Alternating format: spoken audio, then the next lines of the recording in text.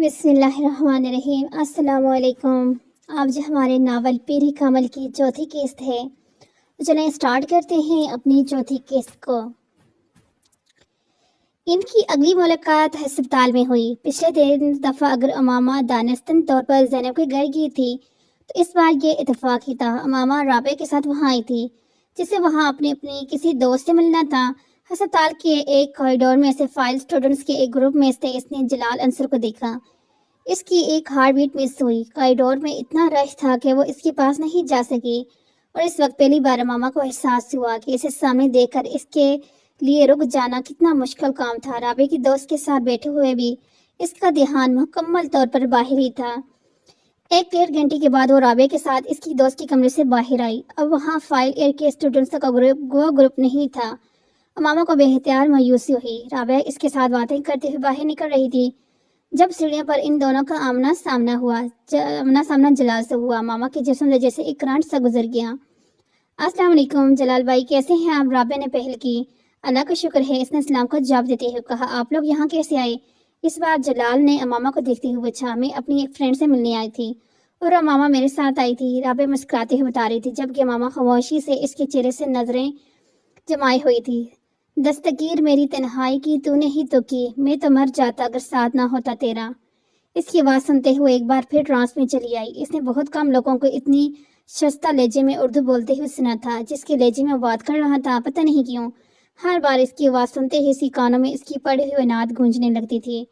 اسے عجیب سا رشک آ رہا تھا اسے دیکھتے ہوئے۔ جلال نے رابعہ سے بات کرتے ہوئے شاید اس کی محبت کو محسوس کیا تھا، اس لیے بات کرتے کرتے اس نے امامہ کی طرف دیکھا اور مسکرایا۔ امامہ نے اس کے چہرے سے نظریں ہٹا لی۔ بے اختیار اس کا دل چاہا وہ شخص کے اور قریب چلی جائے۔ جلال سے نظریں ہٹا کر ارد گرد گزرتے لوگوں کو دیکھتے ہوئے اس نے 3 بار لاہولہ پڑھی۔ شاید اس وقت شیطان میرے دل میں آ کر مجھے اس کی طرف رائب کر رہا ہے، اس نے سوچا، مگر لاہولہ پڑھنے کے بعد بھی اس کے اندر کوئی تبدیلی نہیں آئی اور اب بھی جلال کے لیے ویسے ہی کشش محسوس کر رہی تھی۔ اسجد سے اتنے سالوں کی منگنی کے بعد بھی کبھی اس نے اپنے آپ کو اس کے لیے اس طرح سے بے اختیار ہوتے نہیں دیکھا تھا جس طرح وہ اس وقت ہو رہی تھی۔ وہاں کھڑے اسے پہلی بار جلال سے بہت زیادہ خوف آیا۔ میں کیا کروں گی اگر میرے دل میں اس آدمی کو دیکھ کر اس طرح کے بے اختیار ہو رہا ہے؟ آخر اسے دیکھ کر مجھے اس جیسے بے بسی کے عالم میں سوچا، میں اتنی کمزور تو کبھی بھی نہیں تھی کہ اس جیسے آدمی کو دیکھ کر اس طرح سے اس نے اپنے وجود کو مومقع بنایا۔ بھائی آپ فارغ ہیں؟ اس رات زینب دروازے پہ دستک دے کر جلال کے کمرے میں داخل۔ ہاں آ جاؤ۔ اس نے اسٹڈی ٹیبل پہ بیٹھے بیٹھے گردن موڑ کر زینب کو دیکھا۔ آپ سے ایک کام ہے۔ زینب اس کے پاس آتے بولی، کیا کام ہے؟ آپ ایک کیسٹ میں اپنی آواز میں کچھ نعتیں ریکارڈ کر دیں۔ زینب نے کہا۔ جلال نے حیرت سے اس کی فرمائش سنی۔ کس لیے؟ وہ میری دوست امامہ، اس کو آپ کی آواز بہت پسند ہے، اس لیے اس نے مجھ سے فرمائش کی اور میں نے حامی بھر لی، زینب نے تفصیل سے بتائی۔ جلال اس فرمائش کو مسکرایا۔ امامہ سے کچھ دن پہلے ہونے والی ملاقات اسے یاد آ گئی۔ یہ وہی لڑکی ہے نا جس دن یہاں آئی تھی؟ جلال نے سرسری انداز میں پوچھا۔ ہاں وہی لڑکی ہے، اسلام آباد سے یہاں آئی ہے۔ اسلام آباد سے؟ ہاسٹل میں رہ رہی ہے؟ جلال نے کچھ دلچسپی لیتے ہوئے پوچھا۔ جی ہاسٹل میں ہی رہ رہی، کافی اچھا خاندان ہے اس کا، بہت بڑے انڈسٹریسٹ ہیں اس کے فادر، مگر ماما سے مل کر ذرا محسوس نہیں ہوتا۔ زینب نے بے اختیار ماما کی تعریف کی۔ کافی مزید لگتی ہے، میں نے اسے 1-2 بار تمہارے ساتھ کالج میں بھی دیکھا ہے، کالج میں بھی چادر اوڑھی ہوتی ہے اس نے۔ یہاں کالج کی آب و ہوا کا بھی اس حد تک نہیں ہوا اس پر۔ جلال نے کہا، بھائی اس کی فیملی بھی خاصی مذہبی ہے، کیونکہ وہ جب سے یہاں آئی ہے اسی طرح سے ہی ہے۔ میرا حال ہے، کافی کیئرنگ روڈ لوگ ہیں، لیکن یہ ضروری ہے کہ اس کی فیملی خاصی تعلیم یافتہ ہے، نہ صرف بھائی بلکہ بہنیں بھی۔ یہ گھر میں سب سے چھوٹی ہے، زینب نے تفصیل بتاتے ہوئے کہا۔ تو پھر آپ کب ریکارڈ کر کے دیں گے؟ زینب نے پوچھا۔ تم کل لے لینا، میں ریکارڈ کر دوں گا، جلال نے کہا۔ وہ سر ہلاتے ہوئے کمرے سے نکل گئی۔ جلال کچھ دیر سوچ میں ڈوبا رہا، پھر دوبارہ اس کی کتاب کی طرف متوجہ ہو گیا جسے وہ پڑھ رہا تھا۔ اس کی اگلی ملاقات لائبریری میں ہوئی تھی۔ اس بار امامہ اسے وہاں موجود دیکھ کر بے اختیار اس کی طرف چلی گئی تھی۔ رسمی سلام دعا کے بعد امامہ نے کہا، میں آپ کا شکریہ ادا کرنا چاہتی ہوں۔ جلال حیرانی سے تھا، کس لیے؟ اس کیسٹ کے لیے جو آپ نے ریکارڈ کر کے بھجوائی تھی۔ جلال مسکرایا۔ نہیں، اس کی ضرورت نہیں، مجھے اندازہ نہیں تھا کہ کبھی مجھے سے ایسی فرمائش کر سکتے ہیں، آپ بہت خوش قسمت ہیں۔ امامہ نے مؤدب انداز میں اسے دیکھتے ہوئے کہا۔ میں کس حوالے سے؟ جلال نے ایک بار پھر حیرانی سے کہا۔ ہر حوالے سے، آپ کے پاس سب کچھ ہے۔ آپ کے پاس بھی تو بہت کچھ ہے۔ وہ جلال کی بات پر عجیب انداز میں مسکرائی۔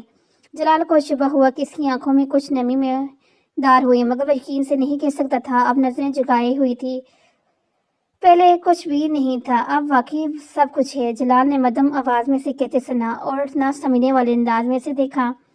مجھے آپ پر رشک آتے ہیں۔ چند لمحے بعد آہستہ سے بولی، سب لوگوں کو اس طرح کی محبت نہیں ہوتی جیسی آپ کو حضرت محمد صلی اللہ علیہ وآلہ وسلم سے ہے۔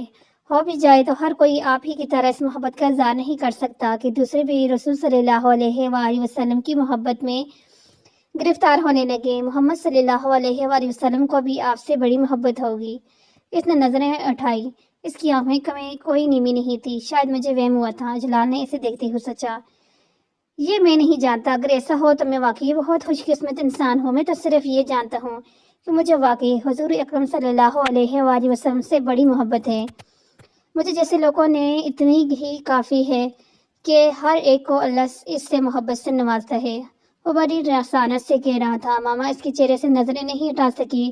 اسے کبھی کسی شخص کے سامنے اس طرح کے احساس کمتری نہیں ہوا جس طرح کا احساس کمتری وہ جلال انصر کے سامنے محسوس کرتی تھی۔ شاید میں بھی نعت پڑھ لوں، شاید میں بھی بہت اچھی طرح سے پڑھ لوں گی، مگر میں جلال کبھی انصار کبھی نہیں ہو سکتی، کبھی بن ہی نہیں سکتی، کبھی میری آواز سن کر کسی کا وہ حال نہیں ہو سکتا جو جلال انصار کی آواز سن کر ہوتے ہیں۔ وہ لائبریری سے نکلتے ہوئے مسلسل مایوسی کے عالم میں سوچ رہی تھی۔ جلال انصر سے ہونے والی وہ چند ملاقاتیں کے بعد ماما پوری کوشش کرتی تھی کہ وہ دوبارہ کبھی اس کے سامنا نہ کریں، نہ اس کے بارے میں سوچے، نہ زینب کے گھر جائے۔ حد تک کہ اس نے زینب کے ساتھ اپنی تعلقات کو بھی اپنی طرف سے بہت محدود کرنے کی کوشش کی تھی۔ اس کی ہر حفاظتی تدبیر برے طریقے سے ناکام ہوتی کی۔ ہر گزرتے دن کے ساتھ ماما کی بے بسی میں اضافہ ہوتا جا رہا تھا، اور پھر اس نے گھٹنے ٹیک دیے۔ اس آدمی میں کوئی ایسی چیز ہے جس کے سامنے میری ہر مزاحمت دم توڑ جاتی ہے، اور شاید اس کا یہ اعتراف ہی تھا کہ جس نے ایک بار پھر جلال کی طرف متوجہ کر دیا۔ پہلے اس کے لیے اس کی بے اختیاری لاشعوری تھی، پھر اس نے شعوری طور پر جلال کو اسجد کی جگہ دے دی۔ آخر کیا برائی ہے اگر میں اس شخص کے ساتھ چاہوں جس کی آواز مجھے بار بار اپنے پیغمبر صلی اللہ علیہ وآلہ وسلم کی طرف لوٹانے میں مجبوری کرتی ہے؟ میں کیوں اس شخص کے حصول کی خواہش نہ کروں جو حضرت محمد صلی اللہ علیہ وآلہ وسلم سے مجھ سے بھی زیادہ محبت کرتے ہیں؟ کیا مزاح ہے اگر میں اس شخص کو اپنا مقدر بنانے جانے کی دعا کروں جس کے لیے میں انس رکھتی ہوں اور جس کے کردار سے میں واقف ہوں؟ کیا برا ہے اگر میں یہ چاہوں کہ میں جلال انصر کے نام سے شناخت پاؤں، اس واحد آدمی کے نام سے جسے سنتے جسے دیکھتے مجھے اس پر رشک آتا ہے؟ اس کے پاس ہر دلیل، ہر توجہ موجود تھی۔ بہت غیر محسوس طور پر ہر اس جگہ جانے لگی جہاں جلال کے پاس جانے کا مکان ہوتا، اور وہ اکثر وہاں پایا جاتا۔ زینب کو اس وقت فون کرتی جب جلال گھر پہ ہوتا، کیونکہ گھر پر ہوتے ہوئے فون ہمیشہ وہی ریسیو کرتا تھا۔ دونوں کے درمیان چھوٹی موٹی گفتگو رفتہ درفتہ طویل ہوتی گئی، لیکن پھر وہ ملنے لگی۔ جویریہ، رابعہ، زینب تینوں کو ماما اور جلال کی ان بڑھتے ہوئے تعلقات کے بارے میں پتہ نہیں تھا۔ جلال اب ہاؤس جاب کر رہا تھا اور ماما اکثر اس کے ہاسٹل جانے لگی۔ باقاعدہ اظہار محبت نہ کرنے کے باوجود وہ دونوں اپنے لیے ایک دوسرے کے لیے جذبات سے واقف تھے۔ جلال جانتا تھا کہ ماما اسے پسند کرتی ہے، وہ یہ پسند کی عام نوعیت کی نہیں تھی۔ خود ماما بھی جان چکی تھی کہ جلال اس کے لیے کچھ خاص قسم کے جذبات محسوس کرنے لگا ہے۔ جلال اس قدر مذہبی تھا کہ اس نے کبھی اس بات کا تصور بھی نہیں کیا تھا کہ وہ کسی کی محبت میں گرفتار ہو جائے گا۔ نہ صرف یہ کہ وہ محبت کرے گا بلکہ اس طرح اس سے ملا کرے گا، مگر یہ سب کچھ بہت غیر محسوس انداز میں ہوتا گیا۔ اس نے کبھی زینب سے اس بات کا ذکر نہیں کیا کہ اس کی اور ماما کے درمیان کسی خاص نوعیت کا تعلق ہے۔ اگر وہ یہ انکشاف کر دیتا تو زینب اسے یقیناً ماما کے اسجد کے ساتھ طے شدہ نسبت سے انکار کر دیتی۔ بہت شروع میں ہی ماما کی ایسی کسی نسبت کے بارے میں جان لیتا تو وہ ماما کے بارے میں بہت محتاط ہو جاتا، پھر کم از کم ماما کے لیے اس حد تک انوالو ہونے کا سوال ہی پیدا نہیں ہوتا جس حد تک ہو چکا تھا۔ ان کے درمیان ہونے والی ایسی ہی ملاقاتوں میں ماما نے اس سے پرپوز کیا۔ اسے ماما کی جرأت پر کچھ حیرانی ہوئی تھی، کیونکہ کم از کم وہ خود بہت چاہنے کے باوجود ابھی یہ بات نہیں کہہ سکا تھا۔ آپ کا ہاؤس جاب کچھ عرصے میں مکمل ہو جائے گا، اس کے بعد آپ کیا کریں گے؟ ماما نے اس دن اس سے پوچھا تھا۔ اس کے بعد میں اسپیشلائزیشن کے لیے باہر جاؤں گا، جلال نے بڑی سرور سے کہا۔ اس کے بعد واپس آؤں گا اور اپنا ہسپتال بناؤں گا۔ آپ نے اپنی شادی کے بارے میں سوچا؟ اس نے اگلا سوال کیا۔ جلال نے حیران مسکراہٹ کے ساتھ اسے دیکھا۔ ماما، شادی کے بارے میں ہر ایک ہی سوچتا ہے، آپ کس سے کریں گے یہ طے کرنا بھی باقی ہے۔ ماما چند لمحے خاموش رہی۔ مجھ سے شادی کریں گے؟ جلال دم بہت اسے دیکھنے لگا۔ اسے ماما سے اس سوال کی توقع نہیں تھی۔ آپ کو میری بات بری لگی؟ ماما نے اس سے گمسم دیکھ کر پوچھا۔ وہ ایک دم جیسے ہوش میں آیا۔ نہیں، ایسا نہیں ہے، اس نے احتیاط کہا۔ یہ سوال مجھے تم سے کرنا چاہیے تھا۔ تم مجھ سے شادی کرو گی؟ ہاں، ماما نے بڑی سرور سے کہا۔ اور آپ؟ میں آف کورس تمہارے علاوہ میں اور کس سے شادی کر سکتا ہوں؟ اس نے اپنے جملے پر امامہ کے چہرے پر ایک چمک آتے دیکھی۔ میں ہاؤس جو ختم ہونے کے بعد اپنے ماں باپ کو تمہارے ہاں بھیجوں گا۔ وہ اس بار جواب میں کچھ کہنے کے بجائے چپ سی ہوگی۔ جلال، کیا ایسا ہو سکتا ہے کہ میں آپ سے اپنے گھر والوں کی مرضی کے بغیر شادی کر لوں؟ جلال اس کی بات پر ہکا بکا رہے کہ کیا مطلب؟ ہو سکتا ہے میرے پیرنٹس شادی پر تیار نہ ہو۔ کیا تم اپنے پیرنٹس سے بات کی تھی؟ نہیں تو پھر یہ بات کیسے کہہ سکتی ہو؟ کیونکہ میں اپنے پیرنٹس کو اچھی طرح جانتی ہوں، اس نے نقصان سے کہا۔ جلال ایک دم کچھ پریشان نظر آنے لگا۔ ماما، میں نے کبھی یہ سوچا نہیں کہ تمہارے پیرنٹس کو ہم دونوں کی شادی میں کوئی اعتراض ہو سکتے ہیں۔ میں سمجھ رہا تھا کہ ایسا نہیں ہوگا، مگر ایسا ہو سکتا ہے۔ آپ مجھے صرف یہ بتائیں کہ کیا آپ اس صورت میں مجھ سے شادی کر لیں گے؟ جلال کچھ دیر خاموش بیٹھا رہا۔ ماما اعتراض کے عالم سے دیکھتی رہی۔ کچھ دیر بعد جلال نے اپنی خاموشی کو توڑا۔ ہاں، میں تب بھی تم سے شادی کروں گا۔ میرے لیے ممکن نہیں کہ میں اب کسی دوسری لڑکی سے شادی کر سکوں۔ میں کوشش کروں گا تمہارے پیرنٹس اس شادی پر رضامند ہو جائیں، لیکن اگر وہ نہیں ہوتے تو پھر ہمیں ان کی مرضی کے بغیر شادی کرنی ہوگی۔ کیا آپ کے پیرنٹس اس شادی پر رضامند ہوں گے؟ ہاں، میں انہیں ملا لوں گا، وہ میری بات نہیں ٹالتے، جلال نے فخری انداز میں کہا۔ وہ ہیلو کی آواز پر پلٹی۔ اس نے چند قدم کے فاصلے پر سلار کھڑا تھا۔ وہ اپنی اسی بے ڈنگے حلیے میں تھا، ٹی شرٹ کے سارے بٹن کھلے ہوئے تھے، وہ خود جینس کی جیبوں میں ہاتھ ڈالے کھڑا تھا۔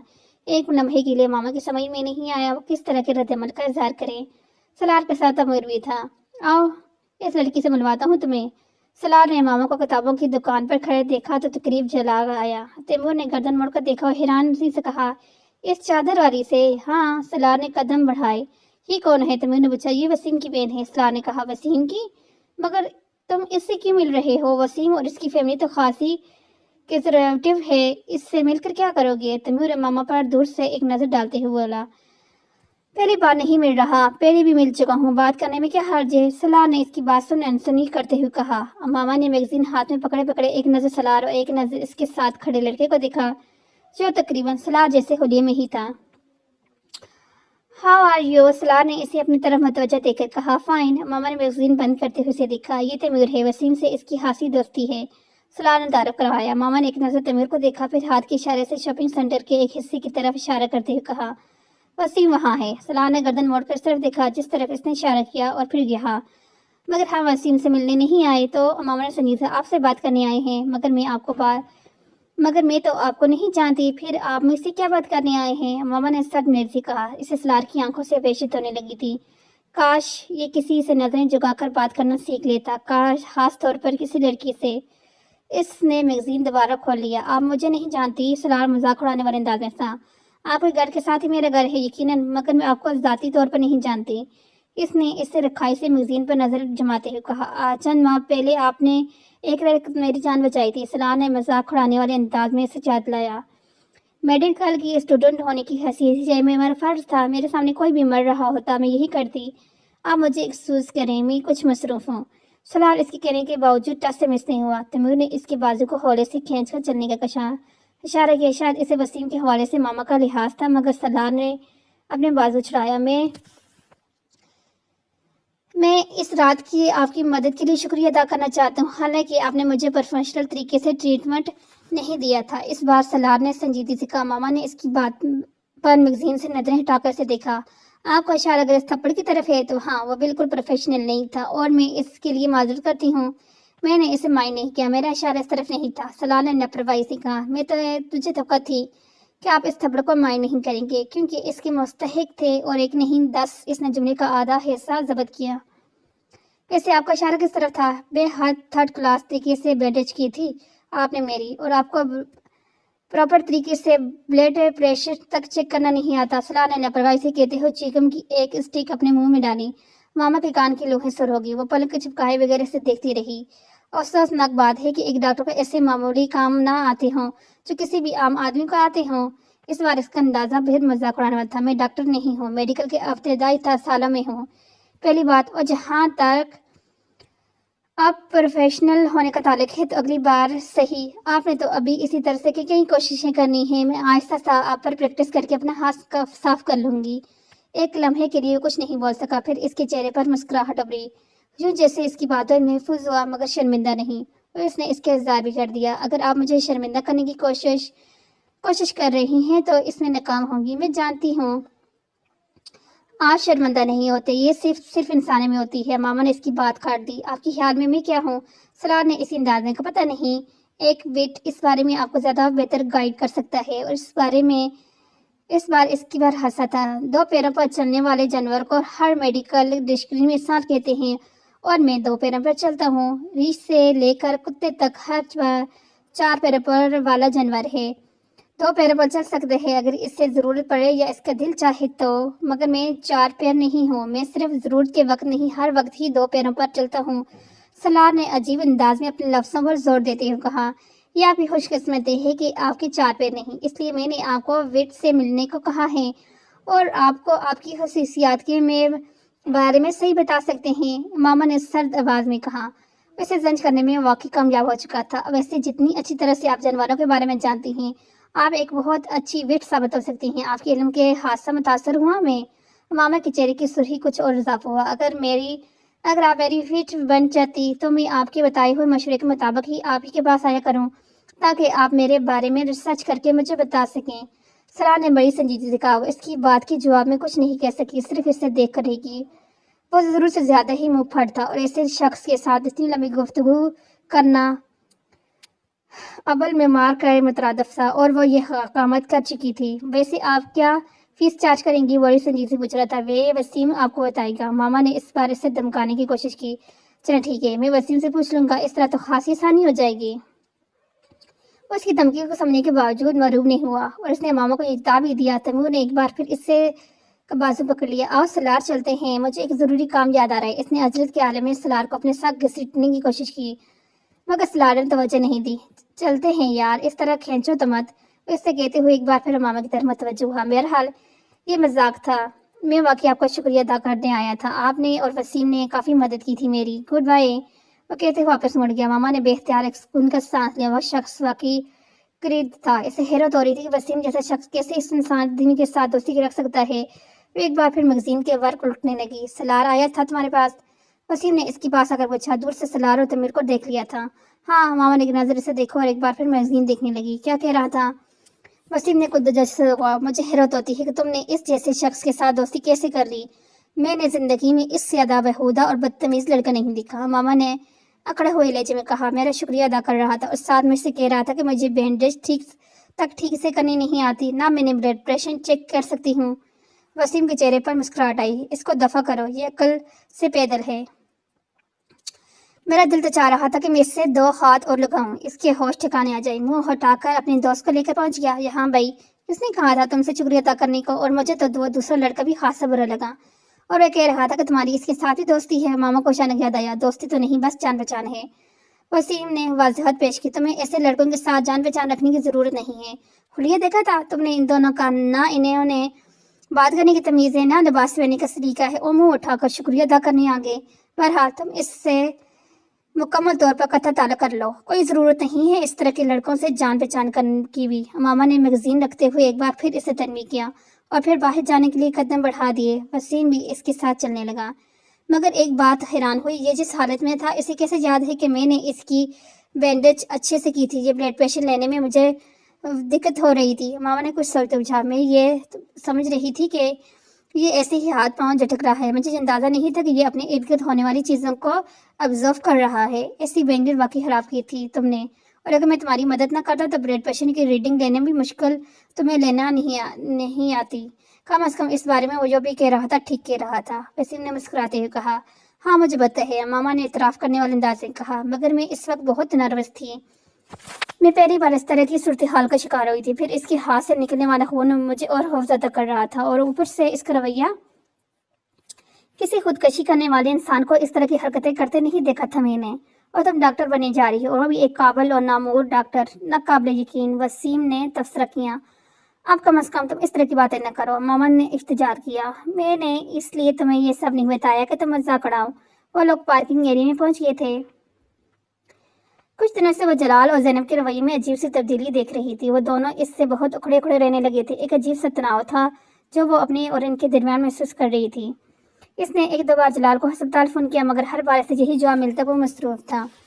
زینب کو اگر کالج لینے میں آتا تو پہلے کی طرح اسے نہیں ملتا تھا، اور اگر ملتا بھی تو صرف رسمی سلام دعا کے بعد واپس چلا جاتا۔ وہ شروع میں اس کی تبدیلی کو اپنا وہم سمجھتی رہی، مگر پھر زیادہ پریشان ہونا پر وہ ایک دن جلال کے ہسپتال پہنچ گئی۔ جلال کا رویہ بے حد سرد تھا۔ ماما کو دیکھ کر اس کی چہرے پر مسکراہٹ تک نہیں آئی۔ کافی دن ہو گئے تھے ہمیں ملے ہوئے، اس لیے میں خود چلی آئی۔ ماما نے اپنے سارے اندیشوں کو جھٹکنے کی کوشش کرتے ہوئے کہا، میری تو شفٹ شروع ہو رہی ہے۔ ماما نے حیرانی سے دے دیا۔ زینب بتا رہی تھی کہ اس وقت آپ کی شفٹ ختم ہوتی ہے، میں اس لیے اس وقت آئی ہوں۔ ایک لمحے کے لیے پھر اس نے کہا، صحیح ہے، مگر آج میری کوئی اور مصروفیات ہے۔ اس کا منہ دیکھ کر رہے گی۔ جلال، آپ کسی وجہ سے مجھ سے ناراض ہیں؟ ایک لمحے کی توفیق کے بعد اس نے کہا، نہیں، میں کسی سے ناراض نہیں ہوں۔ جلال نے اسے رکھائی سے کہا، کیا آپ 10 منٹ باہر آ کر میری بات سن سکتے ہیں؟ جلال کچھ دیر سے دیکھتا رہا، پھر اس نے اپنے اوور آل اپنے بازو پر ڈالے لیا اور کچھ کیے بغیر کمرے سے باہر نکل آیا۔ باہر جاتے ہی جلال نے اسے رسٹ واچ پر ایک نظر دوڑائی۔ یہ شاید اس کے لیے بات شروع کرنے کا اشارہ تھا۔ آپ میرے ساتھ اس طرح سے مس بیہیو کیوں کر رہے ہیں؟ کیا مس بیہیو کر رہا ہوں؟ جلال نے اکڑے انداز میں کہا، آپ بہت دنوں سے مجھے اگنور کر رہے ہیں۔ ہاں، کر رہا ہوں۔ ماما کو تو کر نہیں تھی، کوئی اتنی صفائی سے اس بات کا اعتراف کر لے گا۔ کیوں؟ میں تم سے ملنا نہیں چاہتا۔ کچھ لمحوں کے لیے کچھ نہیں بول سکی۔ کیوں؟ یہ بتانا ضروری نہیں، اس نے اس طرح کھڑے ہوئے انداز میں کہا۔ میں جاننا چاہتی ہوں کہ آپ کا رویہ یکدم کیوں تبدیل ہو گیا؟ کوئی نہ کوئی وجہ تو ہوگی اس کی۔ ماما نے کہا، ہاں وجہ ہے، مگر میں تمہیں بتانا ضروری نہیں سمجھتا۔ بالکل اس طرح جس طرح تم بہت سی باتیں مجھے بتانا ضروری نہیں سمجھتی۔ میں اس کے منہ دیکھنے لگی۔ میں نے کون سی باتیں آپ کو نہیں بتائی؟ یہ کہ تم مسلمان نہیں، جلال نے بڑے تخت لہجے میں کہا۔ ماما کا سانس تک لینا نہ لے سکی۔ کیا تم نے یہ بات مجھ سے چھپائی نہیں؟ جلال، میں بتانا چاہتی تھی۔ ماما نے شکست خور انداز میں کہا، چاہتی تھی مگر تم نے بتایا تو نہیں۔ دھوکہ دینے کی کوشش کی تم نے۔ جلال، میں نے آپ کو دھوکہ دینے کی کوشش نہیں کی۔ ماما جیسے احتجاج کیا، میں آپ کو کیوں دھوکہ دوں گی؟ مگر تم نے کیا یہی ہے، جلال نے سر جھٹکتے ہوئے کہا۔ جلال اس کی بات کاٹ دی، تم نے جان بوجھ کر مجھے ٹریپ کیا۔ ماما کی آنکھوں میں آنسو آئے۔ ٹریپ کیا؟ اس سے زیر لفظ جلال کے لفظوں کو دڑہایا۔ تم جانتی تھی کہ میں اپنے پیغمبر صلی اللہ علیہ وسلم سے عشق کرتا ہوں۔ یہ خاص خور انداز میں دیکھتی رہی۔ شادی تو دور کی بات، اب جب میں تمہارے بارے میں سب کچھ جان گیا ہوں تو میں تم سے کوئی تعلق رکھنا نہیں چاہتا۔ تم دوبارہ مجھ سے ملنے کی کوشش مت کرنا۔ جلال نے دو ٹوک انداز میں کہا۔ جلال، میں اسلام قبول کر چکی ہوں، ماما نے مدھم آواز میں کہا۔ اور کمان، جلال نے تحریک کمیز انداز میں سے اپنا ہاتھ جھٹکا۔ یہاں کھڑے کھڑے تم نے میرے لیے اسلام قبول کر لیا؟ اس بار وہ مذاق اڑانے والے انداز میں ایسا۔ جلال، میں آپ کے لیے مسلمان نہیں ہوئی، آپ میرے لیے ایک ذریعہ ضرور بنے ہیں۔ مجھے کئی ماہ ہو گئے ہیں اسلام قبول کیے ہوئے، اور اگر آپ کو میری بات یقینی ہے تو میں آپ کو ثبوت دے سکتی ہوں۔ آپ میرے ساتھ چلیں۔ اس پر جلال کچھ الجھتے ہوئے انداز میں اسے دیکھنے لگا۔ میں مانتی ہوں میں نے آپ کی طرف پیش قدمی کی ہے، آپ کے بقول میں نے آپ کو ٹریپ کیا۔ میں نے ٹریپ نہیں کیا، میں صرف بے بس تھی۔ میں آپ کے معاملے میں مجھے خود بھی پر قابو نہیں رہتا، آپ کی آواز کی وجہ سے۔ آپ جانتے ہیں، میں نے آپ کو بتایا تھا، میں پہلی بار آپ کی نعت پڑھتے سنا تو میں نے خوف کا محسوس کیا۔ آپ کو اگر میرے بارے میں پہلے ہی یہ سب کچھ پتہ چل جاتا تو آپ میرے ساتھ یہی سلوک کرتے جو آپ کر رہے ہیں۔ مجھے صرف اس بات کا اندیشہ تھا جس کی وجہ سے میں نے آپ سے کچھ چھپایا۔ بعض باتوں میں انسان کو اپنے اوپر اختیار نہیں ہوتا، مجھے بھی آپ کے معاملے میں خود پر کوئی اختیار نہیں تھا۔ اس نے زنجیدگی سے کہا، تمہارے گھر والوں کو اس بات کا پتہ ہے؟ نہیں، میں نے نہیں بتا سکتی، میری منگنی ہو چکی ہے۔ میں نے آپ کو اس بارے میں بھی نہیں بتایا۔ وہ ایک لمحے کے رکی، مگر میں وہاں شادی نہیں کرنا چاہتی۔ میں آپ سے شادی کرنا چاہتی، میں صرف اپنی تعلیم مکمل ہونے کا انتظار کر رہی ہوں، تب میں اپنے پیروں پر کھڑی ہو جاؤں گی اور پھر میں آپ سے شادی کروں گی۔ 4-5 سال بعد جب میں ڈاکٹر بن جاؤں گی تو شاید میرے پیرنٹس آپ سے میری شادی پر اس طرح اعتراض نہیں کریں گے جس طرح سے وہ اب کریں گے۔ اگر مجھے یہ خوف نہ ہو کہ وہ میری تعلیم ختم کروا کر میری شادی اسٹر سے کر دیں گے تو شاید انہیں ابھی اس بات کے بارے میں بتا دیتی کہ میں اسلام قبول کر چکی ہوں، مگر میں ابھی پوری طرح سے ان پر ڈیپینڈنٹ ہوں۔ میرے ہاتھ بندھے ہوئے ہیں۔ میں آپ وہ واحد راستے ہیں جو مجھے نظر آیا۔ مجھے واقعی آپ سے محبت ہے، پھر میں آپ سے شادی کی پیشکش نہ کرتی تو اور کیا کرتی؟ آپ اس صورتحال کا اندازہ نہیں کر سکتے جس کا سامنا میں کر رہی ہوں۔ میری جگہ پر آپ ہوتے تو آپ کو اندازہ ہوتا کہ میں جھوٹ بولنے کی کتنی مجبور ہو گئی ہوں۔ جلال کچھ بھیگے بغیر پاس موجود لکڑی کی بینچ پر بیٹھ گیا۔ وہ اب پریشان نظر آ رہا تھا۔ ماما نے اپنی آنکھیں پونچھ دی۔ کیا آپ کے دل میں میرے لیے کچھ بھی نہیں؟ صرف اس لیے میرے ساتھ انوالو ہیں کیونکہ میں آپ سے محبت کرتی ہوں؟ جلال نے اس کے سوال کو جانے کے بجائے اس سے کہا، ماما بیٹھ جاؤ، پورا بینڈ باکس کھل گیا ہے میرے سامنے۔ اگر میں تمہاری صورتحال کا اندازہ نہیں کر سکتا تو تم بھی میری پوزیشن کو نہیں سمجھ سکتی۔ ماما نے اس سے کچھ فاصلے پر رکھی بینچ پر بیٹھ گئی۔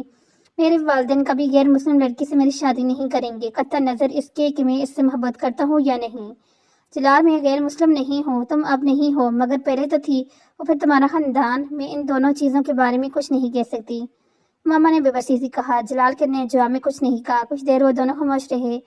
क्या आप अपने पेरेंट्स की मर्जी के बगैर मुझसे शादी नहीं कर सकते? कुछ देर बाद मामा ने कहा, यह बहुत बड़ा कदम होगा। जलाल ने नफी में सर हिलाते हुए कहा, और बलफरज में ये काम करने का सोच भी लूँ तो भी नहीं हो सकता। तुम्हारी तरह मैं भी अपने पेरेंट्स पर डिपेंडेंट हूँ। जलाल ने अपनी मजबूरी बताई। मगर आप हाउस जॉब कर रहे हैं, चंद सालों में एस्टेब्लिश हो जाएंगे। मामा ने कहा, हाँ, हाउस जॉब के बाद एस्पायरेशन के लिए मैं बाहर जाना चाहता हूँ, और ये मेरे पेरेंट्स की माली मदद के बगैर नहीं हो सकता। एस्पायरेशन के बाद भी मैं वापस आकर अपनी प्रैक्टिस एस्टेब्लिश कर सकता हूँ। 3-4 साल बाद अपनी स्टडी खत्म करने में भी लग जाएंगे। जलाल ने इसे याद लाया। फिर मामा ने इसे मायूसी से देखा। फिर ये कि मुझे सोचने का वक्त दो, शायद मैं कोई रास्ता निकाल सकूं। मैं तुम्हें छोड़ना नहीं चाहता, मगर मैं अपने केयर भी खराब नहीं कर सकता। मेरी प्रॉब्लम सिर्फ ये है कि मेरे पास कुछ भी नहीं। जो कुछ भी है माँ बाप का है, और अपनी सारी जमा पूंजी मुझ पर खर्च कर रहे हैं। ये सोच करके मैं कल इनके लिए कुछ करूँगा। वो बात करते करते कहा, क्या ऐसा नहीं हो सकता तुम्हारे वालिदैन अपनी मर्जी से तुम्हारी शादी मुझसे कर दें? इस सूरत में कम से कम मेरे वालिदैन को ये इतराज़ तो नहीं होगा ना कि तुमने अपनी वालिदैन की मर्जी के खिलाफ इन्हें बगैर बताए शादी की। वो जलाल का चेहरा देखने लगी। मैं नहीं जानती, ऐसा हो सकता है या नहीं, मैं कुछ भी नहीं कह सकती। वो मेरी बात मानेंगे या नहीं। मेरे मामा ने कुछ मायूसी के आलम में बात अधूरी छोड़ दी। जलाल बात मुकम्मल करना होने का इंतजार करता रहा। मेरी फैमिली आज तक किसी लड़की ने अपनी मर्जी से बाहर किसी लड़के से शादी नहीं की, इसलिए मैं ये नहीं बता सकती कि इसका रद्द-अमल क्या होगा, मगर ये ज़रूर बता सकती हूँ कि इनका रद्द-अमल बहुत बुरा होगा, बहुत बुरा। वो मुझसे बहुत मोहब्बत करते हैं, लेकिन मुझे ये इजाज़त नहीं दे सकते कि मैं इतना बड़ा कदम उठाऊँ। आपको अंदाज़ा होना चाहिए कि मेरे बाबा कितनी शर्मिंदगी, बेइज्जती का सामना करना पड़ेगा। मेरे लिए, सिर्फ मेरे लिए। वो तो सब कुछ नहीं बदल देंगे। अगर मुझे अपनी फैमिली से मदद की तवक्को होती तो मैं घर से बाहर सहारों की तलाश में होती ही ना। आपसे इस तरह मदद मांग रही होती। धीमे लहजे में अपनी आवाज़ की लर्जा से काबू पाते हुए इसने जलाल से कहा, मामा, मैं तुम्हारी मदद करूँगा। मेरे पेरेंट्स मेरी बात नहीं टालेंगे। समझाने में कुछ वक्त लगेगा, मगर मैं तुम्हारी मदद करूँगा। मैं इन्हें मिला लूँगा। तुम ठीक कहती हो कि मुझे तुम्हारी मदद करनी चाहिए। ऊपर सोच मगर उलझे हुए अंदाज में इसे कह रहा था। मामा को अजीब सी डांट हुई। इसे जलाल से यही तवक्को थी। मामा ने सोचा, मेरा इंतखाब गलत नहीं था। ये अहमकाना तजवीज़ अस्जिद के अलावा किसी दूसरी की हो ही नहीं सकती। इसे एहसास नहीं था कि अभी भी पढ़ रही थी कि अभी मैं पढ़ रही हूँ। मामा ने अपनी भाभी से कहा, नहीं अस्जिद ने, इसके घर वालों ने ऐसा कोई मुताला नहीं किया। बाबा खुद तुम्हारी शादी करना चाह रहे हैं। मामा की भाभी ने हिंदुस्तान से जवाब दिया। बाबा ने कहा है, मुझे यकीन नहीं आ रहा। जब मैं मेडिकल में एडमिशन लिया था तब इनके दूर दूर तक ऐसा कोई ख्याल नहीं था। और तो अंकल आजम से भी यही कहते थे कि मेरी हाउस जॉब के बाद ही मेरी शादी करेंगे। फिर ये अब ये जाने क्या हुआ? मामा ने बेयकीनी से कहा, कोई दबाव होगा, मगर मुझे तो अम्मी ने यही बताया था कि ये खुद बाबा की ख्वाहिश है।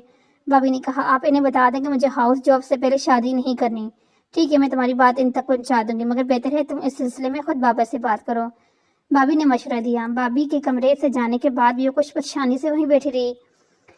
ये इतला इतनी अचानक गैर मुतवक्का थी कि इसके पैरों के नीचे से मुख्तरात नहीं हकीकत ज़मीन निकल गई थी। वो मुतमईन थी कि इसके हाउस जॉब तक इसकी शादी का सिलसिला ज़ेरे बेस नहीं आएगा, और हाउस जॉब करने के बाद इस काबिल हो जाएगी खुद को सपोर्ट कर सके और अपनी और जलाल से शादी के बारे में फैसले कर सके। तब तक जलाल भी अपनी हाउस जॉब मुकम्मल करके सेट हो जाता और इन दोनों की किसी किस्म की कोई मसला खड़ा नहीं होता।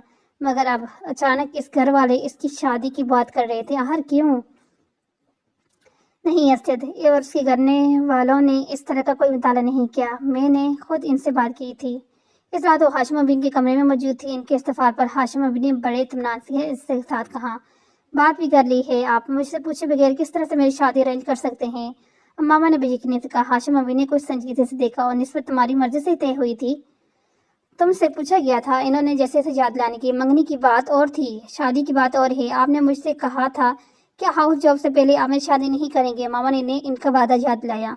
तुम्हें इस शादी पर एतराज़ क्यों है? क्या तुम अस्जिद को पसंद नहीं करती? बात पसंद या नापसंद की नहीं है। अपनी तालीम के दौरान मैं शादी नहीं करना चाहती। आप अच्छी तरह जानते हैं मैं आई स्पेशलिस्ट बनना चाहती हूँ। इस तरह से आप मेरी शादी कर देंगे तो मेरे सारे ख्वाब अधूरे रह जाएंगे। बहुत सी लड़कियां शादी के बाद तालीम मुकम्मल करती हैं। तुम अपनी फैमिली में देखो कितनी। हाशिम अबी ने इसे समझाने की कोशिश की। अमामा ने इनकी बात काट ली। वो लड़कियां बहुत ज़हनी और काबिल होती होंगी, मैं नहीं हूँ।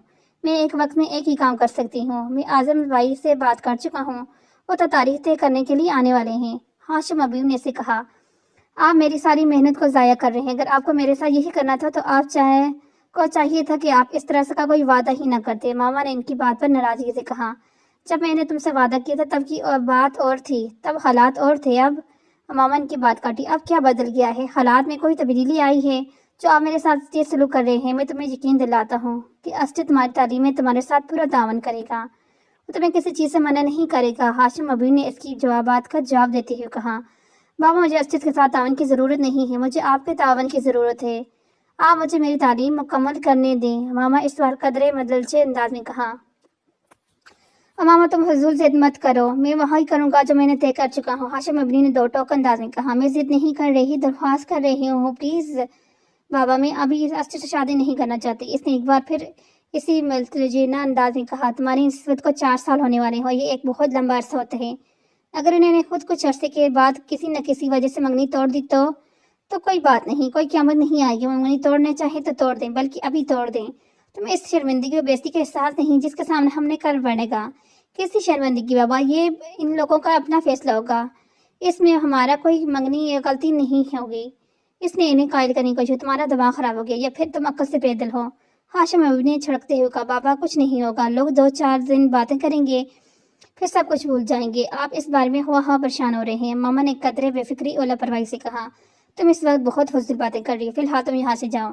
ہاشم ابی نے ناگواری سے دیکھتے ہوئے کہا، ماما بادل نواز سنبھالتے چلے گی، مگر اس رات وہ خاصی پریشان رہی۔ اگلے دن وہ واپس لاہور چلی آئی۔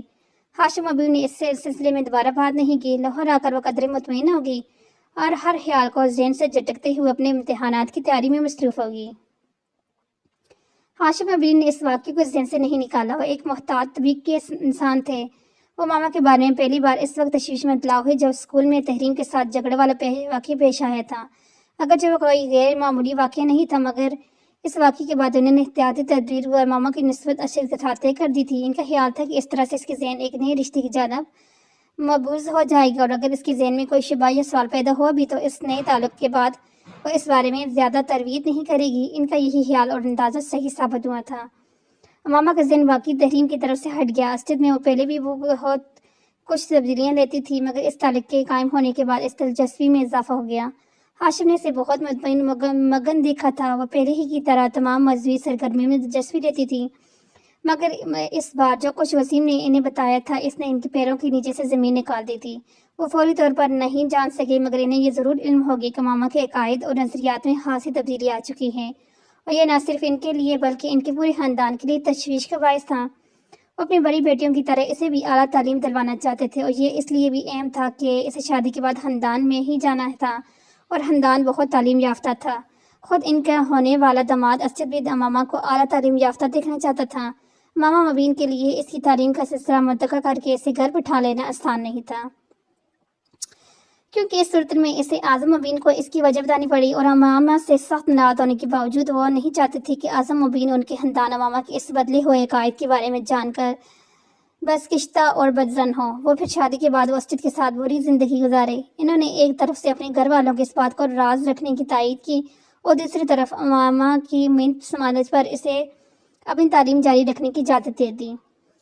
ماما صبیحہ کے لیکچر اٹینڈ کرنے اور اس کے وہاں جانے یا جلال سے ملنے کے معاملے میں اس قدر محتاط تھی کہ اس کا میل جول ان لوگوں کی نظر میں نہیں آ سکا۔ شاید اس کی ایک وجہ یہ بھی تھی کہ وہ جویریہ اور رابع کو بھی ہر چیز کے بارے میں اندھیرے میں رکھے ہوئی تھی، ورنہ اس کے بارے میں ضرور کوئی نہ کوئی خبر ادھر ادھر گردش کرتی اور ہاشم ابین تک پہنچ جاتی، مگر ایسے نہیں ہوا۔ ہاشم ابین اس کی طرف سے مطمئن ہو گئے تھے، مگر ماما کے اندر آنے والی تبدیلیوں نے انہیں تشویش میں مبتلا کر دیا۔ ان کے دماغ میں جو واحد حل آیا اس کی شادی تھی۔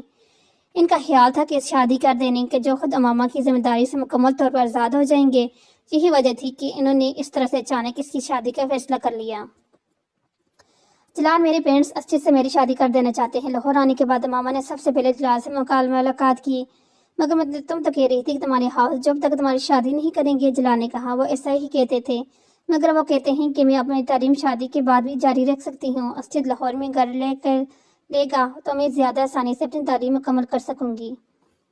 جلال اس کے چہرے سے اس کی پریشانی کا اندازہ کر سکتا ہے۔ جلال بھی یکدم فکر مند ہوا۔ جلال، میں اسٹڈ سے شادی نہیں کر سکتی، میں کسی صورت اسٹڈ سے شادی نہیں کر سکتی، وہ بڑبڑائی۔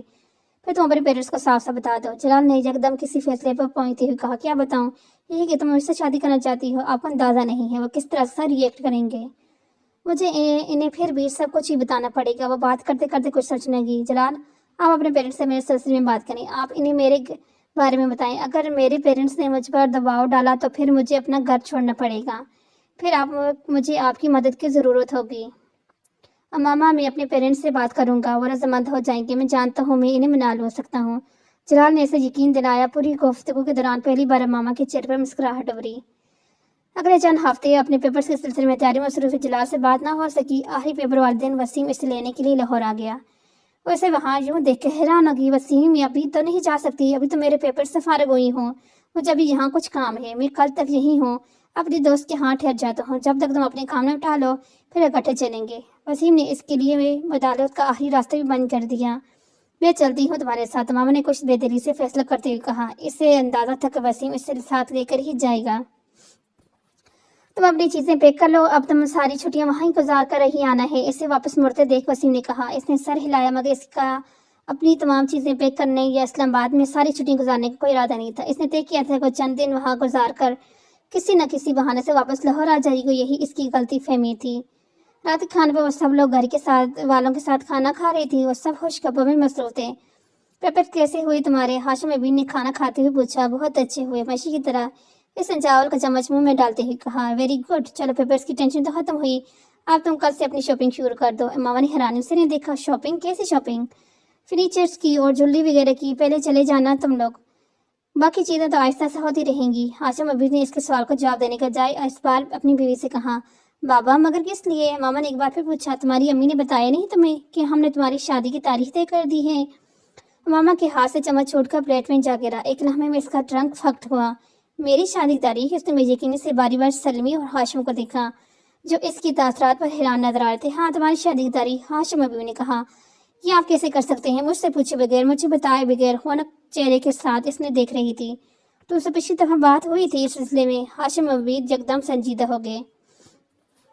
اور میں نے انکار کر دیا تھا۔ میں ہاشم ابین نے اس کی بات مکمل نہ کرنے دی۔ میں نے تمہیں بتا دیا تھا کہ تمہیں تمہارے انکار کی کوئی پرواہ نہیں، میں اسٹس کے گھر والوں سے بات کر چکا ہوں، ہاشم ابین نے تیز آواز میں کہا۔ ڈائننگ ٹیبل پر ایک دم گہری خاموشی چھا گئی، کوئی بھی اپنا کھانا نہیں کھا رہا تھا۔ ماما ایک دم اپنی کرسی سے کھڑی ہوئی۔ آئی ایم سوری بابا، مگر میں اسٹس سے شادی نہیں کر سکتی۔ آپ نے یہ شادی طے کی ہے، آپ ان سے بات کر کے اسے متعلقہ کر دیں، ورنہ میں خود اس سے بات کروں گی۔ ہاشم ابین کا چہرہ سرخ ہو گیا۔ تم اسٹس سے شادی کرو گے اور اسی تاریخ کو جو میں نے طے کی ہے؟ سنا تم نے؟ وہ بے اختیار چہلائے۔ اٹس ناٹ فیئر، ماما بڑی ہوئی آواز میں بولی۔ اب تم مجھے بتاؤ گی کیا فیئر ہے کیا نہیں؟ تم بتاؤ گی مجھے؟ ہاشم ابین کو اس کی بات پر غصہ آیا۔ بابا، جب میں نے آپ سے کہا ہے کہ مجھے ابھی شادی نہیں کرنی، تب زبردستی کیوں کر رہے ہیں میرے ساتھ؟ ماما بے اختیار رونے لگی۔ کر رہا ہوں زبردستی، پھر میں حق رکھتا ہوں، وہ چہلائے۔ ماما اس بار کچھ کہنے کے بجائے اپنے ہونٹ بجے ہوئے سرخ چہرے کے ساتھ تیزی سے ڈائننگ روم سے نکل آئی۔ میں اس سے بات کرتی ہوں، آپ پلیز کھانا کھائیں، اتنا غصہ نہ کریں، جذباتی ہے اور کچھ نہیں، سرمی نے ہاشم ابین سے کہا۔ خود اپنی کرسی سے اٹھ کھڑی ہوئی۔ ان کے کمرے سے نکلے وسیم کو دیکھ کر ماما بے اختیار اٹھ کے کھڑی ہوئی۔ تم دفعہ ہو جاؤ یہاں سے، نکل جاؤ۔ اس نے تیزی سے وسیم کے پاس جا کر اسے دھکا دینے کی کوشش کی، دو پیچھے ہٹ گیا۔ کیوں، میں نے کیا کیا ہے؟ جھوٹ بول کر اور دھوکہ دے کر تم مجھے یہاں لے کے آئی ہو۔ مجھے اگر لاہور میں پتہ چل جاتا کہ تم اس لیے مجھے اسلام آباد لا رہی ہو تو میں کبھی یہاں نہ آتی۔ وہ داڑھی، میں نے وہی کیا جو مجھے بابا نے کہا، بابا نے کہا تھا میں تمہیں نہ بتاؤں۔ وسیم نے واضحت پیش کرنے کی کوشش کی۔ پھر تم یہاں میرے پاس کیوں آئے ہو؟ بابا کے پاس جاؤ، ان کے پاس بیٹھو، بس یہاں سے دفعہ ہو جاؤ۔ وسیم ہونٹ بیچے ہوئے سے دیکھ رہا تھا، پھر کچھ کہے بنا کمرے سے نکل گیا۔ ماما اپنے کمرے میں جا کر کمرے میں بیٹھ گئی۔ اس وقت اس کی پیروں سے صحیح معنی میں زمین کھچ چکی تھی۔ یہ اس کے وہم گمان میں بھی نہیں تھا کہ اس کے گھر والے اس کے ساتھ اس طرح سے کر سکتے ہیں۔ وہ اتنے قدامت پرست تک کٹر نہیں تھے جتنے وہ اس وقت ہو گئے تھے۔ اسے ابھی بھی یقین نہیں آ رہا تھا کہ یہ سب اس کے ساتھ ہو رہا ہے۔ اس کا دل ڈوبنے لگا۔ مجھے اس صورتحال کا سامنا کرنا ہے، مجھے ہمت نہیں آنی، مجھے کسی نہ کسی طرح فوراً طور پر جلال سے کانٹیکٹ کرنا ہے، جو یقیناً اب تک اپنے پیرنٹس سے بات کر چکا ہوگا۔ اس میں بات کر کے کوئی نہ کوئی راستہ نکل آئے گا۔ وہ بے چینی سے کمرے میں ٹہلتے ہوئے سوچ رہی تھی کہ اس کمرے میں دوبارہ کوئی نہیں آیا۔ رات 12 بجے کے بعد وہ کمرے سے نکلی اور جانتی تھی کہ اس وقت تک سب سونے کے لیے جا چکے ہوں گے۔ اس نے جلال کے کمرے گھر کا نمبر ڈائل کرنا شروع کیا۔ فون کسی نے نہیں اٹھایا۔ اس نے ڈگری کالز ملائی۔ آدھے گھنٹے تک اسی طرح کالز کرتے رہنے کے بعد اس نے مایوسی کے ساتھ فون رکھ دیا۔ اور جویری یا رابعہ کا فون نہیں کر سکتی تھی، وہ دونوں اس وقت ہاسٹل میں تھی۔ کوئی دیر سوچنے کے بعد اس نے صبیہ کا نمبر ڈائل کرنا شروع کیا۔ اس کے والد نے فون اٹھایا۔ بیٹا، صبیہ تو پشاور کی ہے اپنی امی کے ساتھ۔ صبیہ کے والد نے ماما کو بتایا۔ پشاور؟ ماما کے دل کی دھڑکن رکی۔ اس کی کزن کی شادی ہے، وہ لوگ ذرا پہلے چلے گئے ہیں، میں بھی کل چلا جاؤں گا، اس کے والد نے بتایا۔ کوئی پیغام ہو تو آپ مجھے دے دیں، میں صبیہ کو پہنچا دوں گا۔ نہیں شکریہ انکل، وہ ان کے ساتھ سارے معاملے میں بات کر سکتی تھی۔ میں نے فون رکھ دی، اس نے فون رکھ دیا، اس نے ڈپریشن میں اضافہ ہو گیا۔ اگر میرے جلال سے کانٹیکٹ نہ ہوا تو اس کے دل میں ایک بار پھر ڈوبنے لگا۔ ایک بار پھر اس نے جلال کا نمبر ڈائل کرنے کی کوشش کی اور تب ہی کسی نے اس کے ہاتھ سے ریسیو لے لیا اور سن ہوگی۔ ہاشم مبین اس کے پیچھے کھڑے تھے۔ کس کو فون کر رہی ہو؟ ان کے لہجے میں بے حد ٹراؤ تھا۔ دوست کو کر رہی ہوں، ماما نے اس کی طرف دیکھے بغیر کہا۔ ان سے نظریں ملا کر جھوٹ نہیں بول سکتی تھی۔ میں ملا دیتے ہوں، انہوں نے سرد آواز میں کہتے ہوئے ری ڈائل کا بٹن دبا دیا اور ریسیور کان سے لگایا۔ ماما زرد چہرے کے ساتھ انہیں دیکھنے لگی۔ کچھ دیر تک اسی طرح ریسیور کان سے لگائے کھڑے رہے، پھر انہوں نے ریسیور کریڈٹ پر رکھ دیا۔ یقیناً دوسری طرف سے کال ریسیو نہیں کی گئی۔ کون سی دیس ہے تمہاری جس کو تم اس وقت فون کر رہی ہو؟ انہوں نے درش لہجے میں ماما سے پوچھا۔ زینب۔ فون کی اسکرین پر زینب کا نمبر تھا اور وہ نہیں چاہتی تھی کہ ہاشم مبین پر زینب پر کسی قسم کا شک ہو اور جلال تک جا پہنچے، اس لیے کہ اس نے اس کے استغفار پر جلدی سے اس کا نام بتا دیا۔ کس لیے کر رہی تھی؟ میں اس کے ذریعے جویری تک ایک پیغام پہنچانا چاہتی تھی، اس نے تحمل سے کہا۔ تم مجھے وہ پیغام دے سکو، جویریہ تک پہنچا دوں گا، بلکہ ذاتی طور پر خود لاہور دے آؤں گا۔ ماما مجھے صاف سے بتاؤ، کسی اور لڑکی میں انٹرسٹ ہو تم؟ انہوں نے کسی تنبیہ کے بغیر اچانک اس سے پوچھا۔ انہیں کچھ دیکھتی رہی، پھر اس نے کہا ہاں۔ ہاشم دم بہت رہے گی، کسی اور لڑکے میں انٹرسٹ ہو؟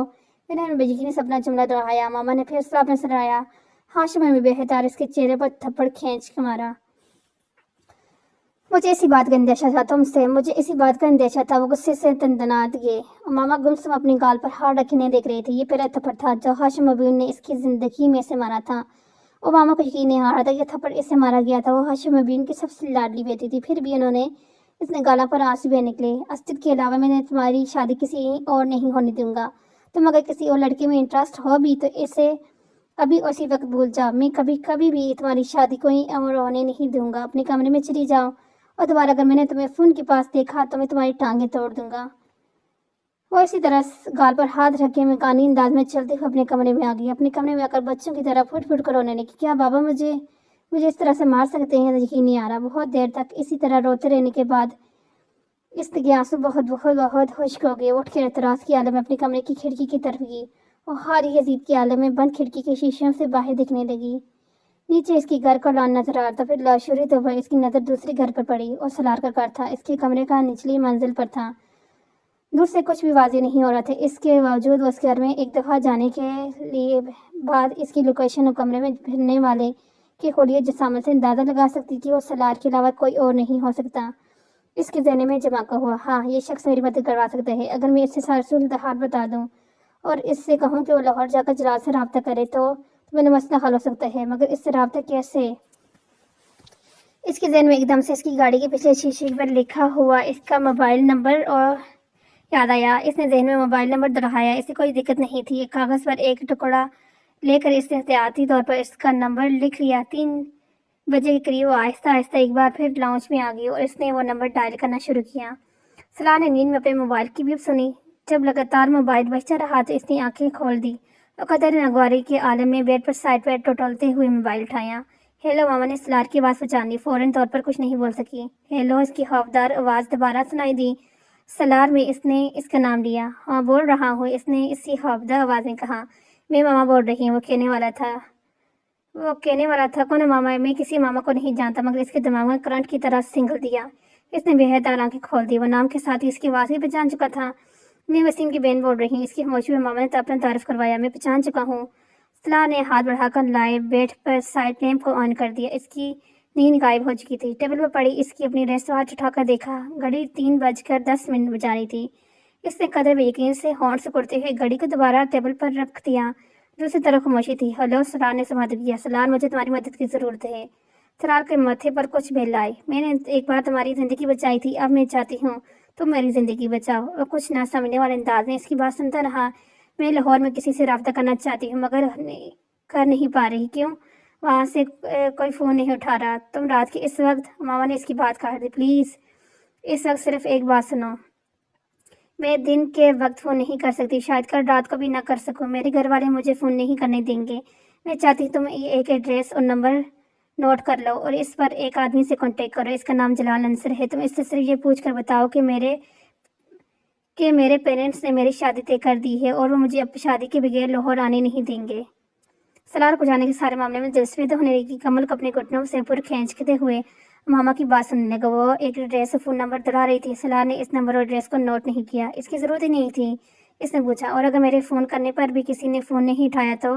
جب وہ خاموش ہوئی تو اس نے پوچھا۔ دوسری طرف لمبی خاموشی رہی۔ پھر ماما نے کہا، تم لاہور جا کے اس آدمی سے مل سکتے ہو پلیز، یہ میرے لیے بہت ضروری ہے۔ اس بار امامہ کی آواز میں مزہ۔ اور اگر اس نے پوچھا کہ میں کون ہوں؟ تم جو چاہے بتا دینا، مجھے اس سے دلچسپی نہیں، میں صرف مصیبت سے چھٹکارا چاہتی ہوں۔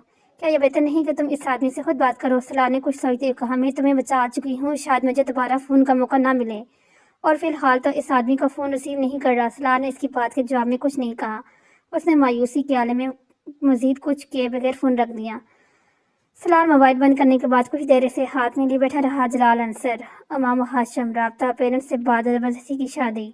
اس نے وہاں بیٹھے بیٹھے اس سے جلدز کے ٹکڑوں کو جوڑنا شروع کیا۔ اس نے ماما سے جلال کے بارے میں پوچھا نہیں تھا کہ اس سے ماما کا تعلق کس طرح کا ہو سکتا ہے۔ وہ اپنی دائیں ٹانگ ہلاتے ہوئے ان دونوں کے بارے میں سوچتا رہا۔ اس سے یہ صورتحال خاصی دلچسپ محسوس ہو رہی تھی کہ ماما جیسی لڑکی اس طرح کی کسی افیئر میں انوالو ہو سکتی تھی۔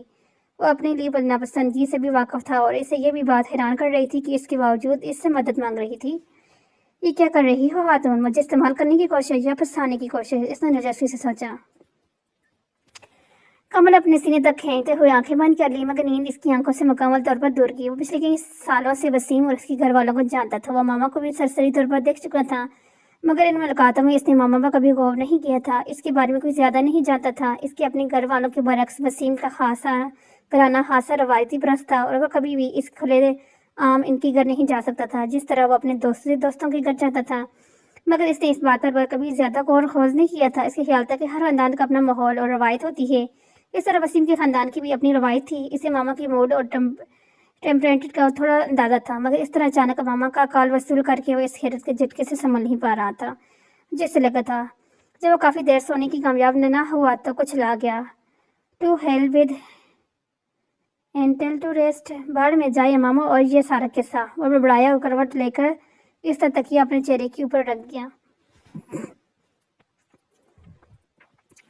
ماما اپنے کمرے میں آ کر اسی طرح بیٹھی رہی۔ اسے اپنے پیٹ میں گرہیں بڑھتی ہوئی محسوس ہوئی۔ صرف چند گھنٹوں میں سب کچھ بدل گیا۔ پوری رات سونے لگی۔ صبح وہ ناشتے کے لیے باہر آئی، اس یکدم ہی جیسے غائب ہوگی۔ اس 10:30 بجے کے قریب اس نے پورچ میں کچھ گاڑیوں کے سٹارٹ ہونے اور جانے کی آواز سنی۔ وہ جان رہی تھی کہ اس وقت ہاشم اور ان کے بڑے بیٹے آفس چلے جاتے ہیں، اور اس نے اس کو آفس جانے کا انتظار کیا۔ اس کے آدھے گھنٹے کے بعد وہ اپنے کمرے سے باہر آئی۔ لانچ میں اس کی امی اور بابی بیٹھی ہوئی تھی۔ وہ معاشی سے فون کے پاس چلی گئی۔ اس نے فون کال ریسیور اٹھانے کے لیے ہاتھ بڑھایا ہی تھی کہ اسے اپنی امی کی آواز سنائی، تمہارے بابا کیا کر گئے ہیں؟ تم کہیں فون نہیں کرو گی؟ اس نے گردن موڑ کر اپنی ماں کو دیکھا۔ میں اسجد کو فون کر رہی ہوں۔ کس لیے؟ میں اس سے بات کرنا چاہتی ہوں۔ وہی فضول باتیں جو تم نے رات کو کر رہی تھی۔ سلمی نے تیز لہجے میں کہا، میں آپ کے سامنے بات کر رہی ہوں، آپ مجھے بات کرنے دیں گی؟ اگر میں نے کوئی غلط بات کی تو آپ فون بند کر سکتی ہیں، اس نے پرسکون انداز میں کہا، اور شاید یہی اس کی اندازہ تھا جس نے سلمی کو کچھ مطمئن کر دیا۔ ماما نے نمبر ڈائل کیا، مگر وہ اسجد کا فون نہیں کر رہی تھی۔ چند بار بیل بجنے کے بعد دوسری طرف فون اٹھایا گیا۔ فون اٹھانے والا جلال ہی تھا۔ خوشی کی ایک لہر ماما کے اندر سے گزر گئی۔ ہیلو، میں ماما بات کر رہی ہوں، اس نے جلال کا نام لیے بغیر پراعتماد کہا۔ تو بتائے بغیر اسلام آباد کیوں چلی گئی؟ میں کل تم سے ملنے ہاسٹل گیا تھا، جلال نے کہا۔ میں اسلام آباد آئی ہوں اسجد، ماما نے کہا۔ اسجد، دوسری طرف جلال کی بات آئی، تم کس سے کر رہی مجھے بابا نے رات ہی بتایا کہ میری شادی کی تاریخ طے ہو گئی ہے۔ ماما، جلال کو جیسے ہی کرنٹ لگا۔ شادی کی تاریخ؟ ماما اس کی بات سنے بغیر اسی پرسکون انداز میں بولتی رہی۔ میں جاننا چاہتی ہوں تم نے اپنے پیرنٹس سے بات کی ہے؟ ماما، میں ابھی بات نہیں کر سکا۔ تو پھر بات کرو، میں تمہارے علاوہ کسی دوسری شادی نہیں کر سکتی، یہ تم جانتے ہو، مگر میں اس طرح کی شادی نہیں کروں گی۔ تم اپنے پیرنٹس سے بات کرو اور پھر مجھے بتاؤ گا کیا کہتے ہیں۔ ماما، کیا تمہارے پاس کوئی ہے؟ جلال کے ذہن اچانک جھمکا ہوا۔ ہاں۔ اس لیے تم مجھے اسجد کہہ رہی ہو؟ ہاں، میں اپنے پیرنٹس سے بات کرتا ہوں۔ تم مجھے دوبارہ رنگ کب کرو گی؟ تم مجھے بتا دو کہ میں تمہیں کب رنگ کروں۔ کل فون کر لو۔ تمہاری شادی کی تاریخ کب طے کی گئی ہے؟ جلال کی آواز میں پریشانی تھی۔ یہ مجھے نہیں پتا، ماما نے کہا۔ ٹھیک ہے ماما، میں آج ہی اپنے پیرنٹس سے بات کرتا ہوں، اور تم پریشان مت ہونا، سب ٹھیک ہو جائے گا۔ اس نے ماما کو تسلی دیتے ہوئے فون بند کر دیا۔ ماما نے شکریہ کہا، اور اس کی بابی یا امی کو یہ شک نہیں ہو سکے وہ اسجد سے بات نہیں کسی اور سے بات کر رہی ہے۔ یہ شادی تمہارے بابا اعظم بھائی نے مل کر طے کی ہے، تمہارے یہ اسجد کے کہنے پر وہ اسے مطلع نہیں کریں گے۔ سلمی نے اس بار قدرے نرم لہجے میں کہا۔ امی، میں مارکیٹ تک جا رہی ہوں، مجھے کچھ ضروری چیزیں لینی ہیں۔ ماما نے اس کی بات کو جواب دینے کے بجائے کہا۔ فون کی بات دوسری ہے، مگر میں تمہیں گھر سے نکلنے کی اجازت نہیں دے سکتی۔ تمہارے بابا نہ صرف مجھے بلکہ چوکیدار کو بھی ہدایت کر گئے ہیں کہ تمہیں باہر جانے نہ دیں۔ امی آپ لوگ میرے سادہ ہر حصہ ترک کیوں کر رہے ہیں؟ ماما نے کچھ بے بسی کے عالم میں صفحے پہ بیٹھتے ہوئے کہا، میں نے آپ کو اپنی شادی سے تو منع نہیں کیا نا، میرے ہاؤس جاب تک انتظار کر لیں، اس کے بعد میری شادی کر دیں۔ میری سمجھ میں یہ بات نہیں آتی تم شادی سے انکار کیوں کر رہی ہو؟ تمہاری شادی جلدی ہو رہی ہے، مگر تمہاری مرضی کے خلاف تو نہیں ہو رہی۔ اس بار اس کی بابی نے اسے سمجھانے کی کوشش کی۔ ہوا کر رات سے پورا گھر ٹینشن کا شکار ہے اور تم دیکھ کر حیران ہو کہ تم بھی اس طرح سے ضدی نہیں کرتی تھی، پھر اب کیا ہو گیا تمہیں؟ جب سے تم لاہور کی ہو بہت عجیب ہو گئی ہو، اور ہمارے جاننے سے ویسے بھی کچھ نہیں ہوگا۔ میں نے تمہیں بتایا ہے، تمہارے بابا نے طے کیا ہے سب کچھ، آپ انہیں سمجھا تو سکتی ہیں۔ ماما نے سرمی کی بات پر اعتراض کیا، کس بات پر؟ سمجھاتی تو تب اگر مجھے کوئی بات قابل اعتراف لگتی، اور مجھے کوئی بات قابل اعتراف نہیں لگی، سرمی نے بڑے آرام سے کہا۔ ماما غصے کے عالم میں وہاں سے اٹھ کر اپنے کمرے میں آ گئی۔ سلار صبح خلاف معمول دیر سے اٹھا، گھڑی کے دیکھتے ہی اس نے کالج نہ جانے کا فیصلہ کیا۔ سکندر اور طیبہ کراچی کے ہوئے تھے اور وہ گھر پر اکیلا ہی تھا۔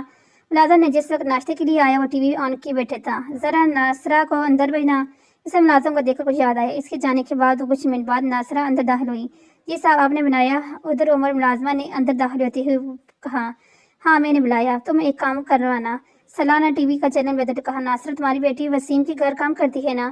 صلاح اب ریموٹ رکھ کر اس کی طرف مڑا۔ ہاں ہاشم صاحب کے گھر، ناصرہ نے کہا۔ ہاں انہی کے گھر۔ ہاں جی کرتی ہے، کچھ حیران ہو کر اس کو منہ دیکھنے لگی۔ کس وقت جاتی ہے وہ ان کے گھر؟ اس وقت ان کے گھر پہ ہی ہے۔ کیا ہوا ہے سلار صاحب؟ ناصرہ اب کچھ پریشان نظر آئی۔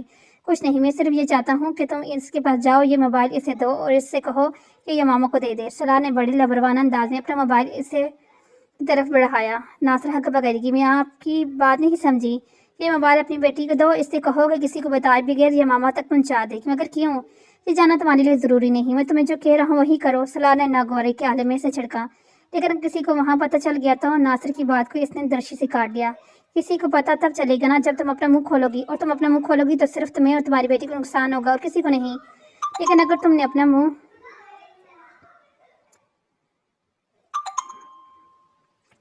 بند رکھو گی تو صرف کسی کو پتہ نہیں چلے گا بلکہ تمہیں بھی خاصا فائدہ ہوگا۔ ناصرہ نے کچھ کہے بغیر خاموشی سے موبائل پکڑ لیا۔ میں پھر کہہ رہا ہوں کسی کو اس موبائل کے بارے میں پتہ نہیں چلنا چاہیے۔ اپنا موبائل نکال رہا تھا۔ ناصر صرف ہلاتے ہوئے چلنے لگی۔ ایک منٹ ٹھہرو۔ صلاح نے اسے روکا اور اب اپنے وائر سے کچھ کرنسی نوٹ نکال رہا تھا۔ یہ لے لو۔ اس نے اسے ناصرہ کی طرف بڑھایا۔ ناصرہ نے ایک ہلکی سی مسکراہٹ کے ساتھ وہ نوٹ پکڑ لیے۔ وہ جن گھروں میں کام کرتی تھی وہاں کے بچوں کے ایسے بہت سے رازوں سے واقف تھی۔ اسے بھی ویسے کمانے کا موقع مل گیا تھا۔ اس نے فوراً اندازہ یہی لگا کہ ماما اور سالار کا چکر چل رہا ہے۔ یہ موبائل وہ تحفہ تھا جو اسے ماما کو دینا تھا، مگر اسے حیرانی اس بات ہو رہی تھی کہ اس سب کیسے پہلے کیوں پتہ نہیں چلا؟ وہ پھر ماما اس کی تو شادی ہو رہی ہے، پھر وہ کیوں اس طرح کی حرکتیں کر رہی تھی؟ ادھر اور ذرا دیکھو مجھے، میں ماما بی بی کو کتنا سیدھا سمجھتی ہوں۔ ناصر کو اب اپنی بے خبری پر افسوس ہو رہا تھا۔ ابو میں آپ سے ایک بات کرنا چاہتا ہوں۔ جلال رات کو اپنے والد کے کمرے میں چلا آیا۔ اس کے والد اس وقت اپنی ایک فائل دیکھنے میں مصروف تھے۔ ہاں اور کیا بات ہے؟ انہوں نے جلال کو دیکھتے کہا۔ وہ ایک کرسی پر بیٹھ گیا۔ کچھ دیر وہ اسی طرح خاموش بیٹھا رہا۔ اس کے والد نے غور سے اس کا چہرہ دیکھے، انہیں اندازہ ہو گیا کہ وہ کچھ پریشان ہے۔ انہیں ایک دم تشویش ہونے لگی۔ ابو میں شادی کرنا چاہتا ہوں، جلال نے کسی تنویر کی بغیر کہا۔ کیا؟ انصر جاوید کو اس کے منہ سے اس جملے کی توقع نہیں تھی۔ تم کیا کرنا چاہتے ہو؟ میں شادی کرنا چاہتا ہوں۔ یہ فیصلہ تم نے یکدم کیسے کر لیا؟ کل تک تو تم باہر جانے کی تیاری میں مصروف تھے اور آج تم شادی کا ذکر لے بیٹھے ہو۔ انصر جاوید مسکرائی۔ بس معاملہ ہی کچھ ایسا ہو گیا ہے کہ مجھے اب آپ سے بات کرنی پڑ رہی ہے۔ انصر جاوید شدید ہو گئے۔ آپ نے زینت کی دوست امامہ کو دیکھا ہے؟ اس نے چند لمحوں کے توفیق کے بعد کہا۔ ہاں تم اس میں انٹرسٹ ہو؟ انصر جاوید نے فوراً دانت لگایا۔ جلال نے اس بات میں سر ہلا دیا۔ مگر وہ لوگ تو بہت امیر ہیں، اس کا باپ بڑا سنت کار ہے اور وہ مسلمان بھی نہیں۔ انصر جاوید کا لہجہ بدل گیا تھا۔ ابو وہ اسلام قبول کر چکی ہے، اس کی فیملی قادیانی ہے۔ جلال نے واضح کی۔ اس کی بارگاہ والوں پتہ ہی نہیں۔ تمہارا خیال ہے وہ یہ پرپوز قبول کر لیں گے؟ انصر جاوید نے چپتے ہوئے لہجے میں پوچھا۔ ابو اس کی فیملی کی اجازت کی ضرورت نہیں ہے، ان لوگوں کی اجازت کے بغیر ہم شادی کرنا چاہتے ہیں۔ تمہارا دماغ ٹھیک ہے؟ اس بار انصر جاوید نے بلند آواز میں کہا۔ میں تمہیں کسی حالت میں یہ اجازت نہیں دے سکتا۔ جلال کا چہرہ اتر گیا۔ ابو میری اس کے ساتھ کمٹمنٹ ہے، اس نے مدھم آواز میں کہا۔ مجھ سے پوچھ کر کمٹمنٹ نہیں کی تھی تم نے؟ اور اس عمر میں بہت ساری کمٹمنٹیں ہوتی رہتی ہیں، اس کا یہ مطلب نہیں ہوتا کہ بندہ اپنی ساری زندگی خراب کر لے۔ انہیں اپنے پیچھے لگا کر ہم سب برباد ہو جائیں گے۔ ابو میں خفیہ طور پر شادی کر لیتے ہیں، کسی کو بتائیں گے نہیں تو کچھ بھی نہیں ہوگا، اور اگر پتہ چل گیا تو؟ میں ویسے بھی تمہاری تعلیم کے مکمل ہونے تک تمہاری شادی کرنا نہیں چاہتا، ابھی تمہیں بہت کچھ کرنا ہے۔ ابو پلیز۔ میں اس کے علاوہ کسی سے شادی نہیں کر سکتا۔ جلال نے مدھم آواز میں اپنی بات پر زور دیتے ہوئے کہا۔ اچھا ایسا ہے تو تم اس سے کہو کہ وہ اپنے والدین سے اس سلسلے میں بات کرے۔ اگر اس کے والدین مان جاتے ہیں تو میں تم دونوں کی شادی کر دوں گا، انہوں نے تیز مگر حتمی لہجے میں کہا، مگر میں تمہاری شادی کسی ایسی لڑکی سے قطعی نہیں کروں گا جو اپنے گھر والوں کی مرضی کے خلاف تم سے شادی کرنا چاہے۔ ابو آپ کا مسئلہ کیا ہے؟ آپ مسئلہ سمجھیں، وہ بری لڑکی نہیں ہے، وہ بہت اچھی لڑکی ہے، بس وہ کسی مسلمان سے شادی کرنا چاہتی ہے جس پر اس کے گھر والے راضی نہیں ہوں گے۔ جلال نے داستان طور پر اسجد اور اس کی منگنی کا ذکر گول کر دیا۔ مجھے کسی دوسری کے مسئلے سے کوئی دلچسپی نہیں اور تمہیں بھی نہیں ہونی چاہیے۔ یہ ماما کا مسئلہ ہے، وہ جانے، تم اس کام سے کام رکھو، اپنے مستقبل کے بارے میں سوچو، انصر جاوید نے دو ٹوک انداز میں کہا۔ ابو پلیز میری بات سمجھیں، اس کی مدد کی ضرورت ہے، بہت سارے لوگوں کو مدد کی ضرورت ہوتی ہے، تم کس کس کی مدد کرے گے؟ اور ویسے بھی ہمارے اور ان کے اسٹیٹس میں اتنا فرق ہے کہ ان سے کوئی دشمنی یا مخالفت موڑ لینا ہمارے بس کی بات نہیں، سمجھے تم؟ اور پھر میں ایک غیر مسلم لڑکی سے شادی کر کے اپنے خاندان والوں کا سامنے کیسے کروں گا؟ ابو وہ مسلمان ہو چکی ہے، میں نے آپ کو بتایا ہے، جلال نے چلا کر کہا۔ 4 ملاقاتوں میں تم سے اتنی متاثر ہوگی کہ اس نے اسلام قبول کر لیا؟ ابو اس نے مجھے ملنے سے پہلے اسلام قبول کر لیا تھا۔ تم نے اسلام قبول کرتے دیکھا تھا اسے؟ میں اس سے مذہب کے بارے میں تفصیل سے بات کرتا رہا ہوں، میں جانتا ہوں کہ وہ اسلام قبول کر چکی ہے، بل فرور سے کر بھی چکی ہے، تو پھر بھی اسے اپنے مسائل کو نپٹنے چاہیے، تمہیں بیچ میں نہیں گھسیٹنا چاہیے۔ اپنے والدین سے 2 ٹوک بات کرے، انہیں بتائے کہ وہ تم سے شادی کرنا چاہتی ہے، پھر میں اور تمہاری امی دیکھیں گے ہم کیا کر سکتے ہیں۔